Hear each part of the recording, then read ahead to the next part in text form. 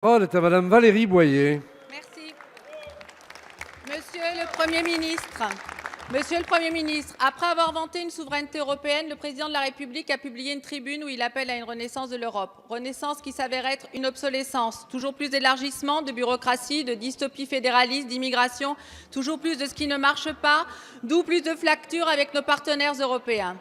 Alors qu'il sature tous les médias avec un grand débat, commencé dans la panique des Gilets jaunes et dont aujourd'hui la conclusion est dans le brouillard, le président de la République s'est aussi mis à dos nos partenaires européens. En effet, en s'autoproclamant leader de l'Europe, en s'adressant directement aux citoyens européens, passant par-dessus les chefs d'État, en leur faisant la leçon, Emmanuel Macron isole la France alors qu'il incarne une compétitivité en berne, le pire déficit de la zone euro, une crise sociale sans précédent. Les pays de l'Est, les pays nordiques, l'Italie prennent leur distance et même l'Allemagne vient de nous adresser une réponse cinglante. À l'image d'une France en pleine crise sociale, en panne, Emmanuel Macron a également mis la France en marge de l'Europe. Il n'a été suivi par aucun pays sur ses propositions, qu'il s'agisse de la réforme de la zone euro, de l'immigration ou de la taxation des CAFA. Pour masquer son absence de résultats nationaux comme européens, il met en scène un dangereux clivage entre nationalisme et populisme, s'arrogeant l'exclusivité du camp du bien, se servant de l'extrémisme comme d'une assurance vie. Son clip de campagne est édifiant. C'est moi ou le chaos. Une formule glaçante le résume. Vous n'avez pas le choix. Pour paraphraser Brecht, les peuples pensent mal, donc votent mal, donc il faut changer les peuples. Ils n'ont pas le choix. Nous avons choisi une autre voie. Une Europe des actes, de l'intelligence, de l'efficacité, qui respecte les frontières, la souveraineté, qui respecte les Français comme nos partenaires européens. Une Europe qui nous permette de maîtriser notre destin.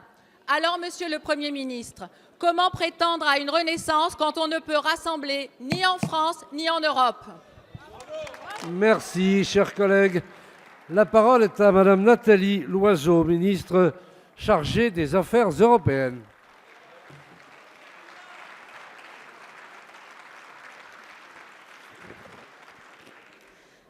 Monsieur le Président, Mesdames et Messieurs les députés, Madame la députée Boyer, merci. Merci de revenir sur une tribune européenne que manifestement vous n'avez pas bien lue, mais qui a été largement saluée à travers l'Union européenne.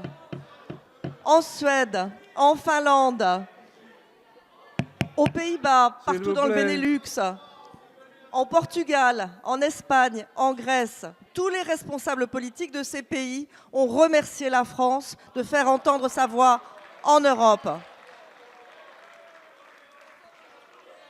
En Allemagne, le SPD a accueilli chaleureusement la tribune du président de la République. Cette tribune, elle a été accueillie de manière beaucoup plus tiède par la CDU. Quelle surprise! Quelle surprise! La CDU... Seule Madame Loiseau a la parole, s'il vous plaît. Continuez, Madame la ministre. S'il vous plaît, un peu d'écoute et de respect. Madame Boyer, je ne sais pas si nous sommes seuls, mais vous êtes très mal accompagnés.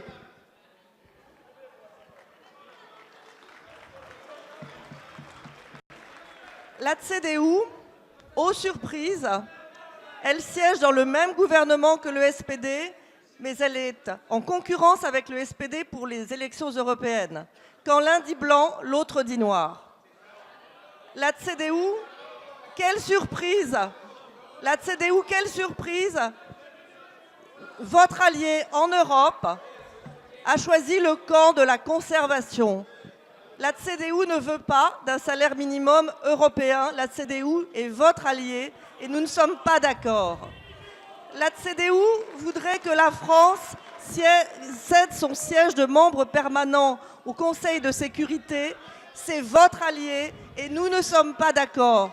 Nous ne le partagerons ni avec l'Allemagne ni avec quiconque. La CDU, et c'est votre allié, voudrait que nous cédions le Parlement européen à Strasbourg. C'est votre allié et nous ne sommes pas d'accord.